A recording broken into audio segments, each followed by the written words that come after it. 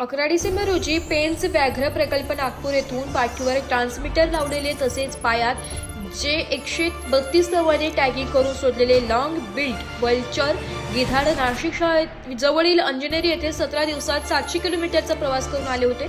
पण 2 दिवसांपासून हेच गिधाड निफाड तालुक्यातील दारणा सांगवी या गावात आल्याचं स्थानिक नागरिकांनी सांगितलं.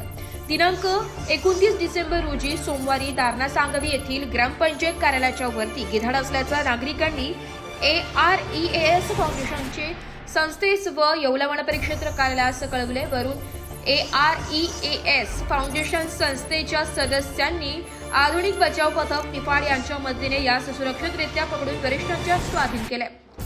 गेल्या 2 दिवसांपासून दारणा सांगवी येथील झाडावर आराम करत असलेले गिधाड ग्रामपंचायत कार्यालयाच्या गच्चीवर उतरले.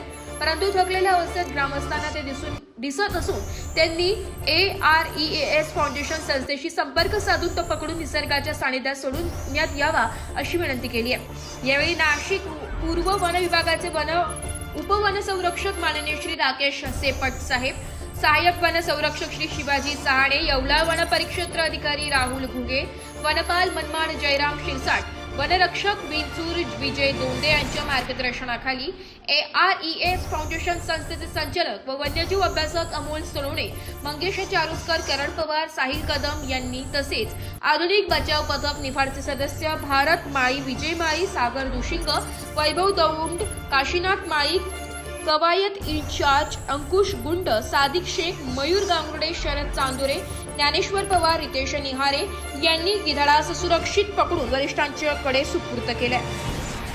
बॉम्बे नॅचरल हिस्ट्री सोसायटीचे संशोधक मनन सिंग यांनी संचालक सुशांत रणशूर यांना फोन करून दारणा सांगवी येथे मिळून आलेल्या गिधाड पेंच मधीलच असल्याची खात्री करून घेतली आहे. तसेच त्याबद्दल सविस्तर माहिती दिली आहे. पाया पडत पाया पडत बाकी सगळे पाठीमागच्या साईडला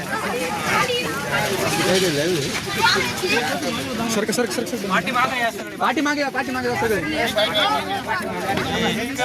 अरे पाठीमागून जा ना. इकडे काय एवढी गर्दी करते? पाठीमागून जा ना. पाठीमागून पाठीमागून जाय ना. सुरक्षितरित्या वन विभागाकडे सुपूर्द केल्याने आभार मानले. ब्युरो रिपोर्ट, नाशिक लोकशाही न्यूज, नाशिक.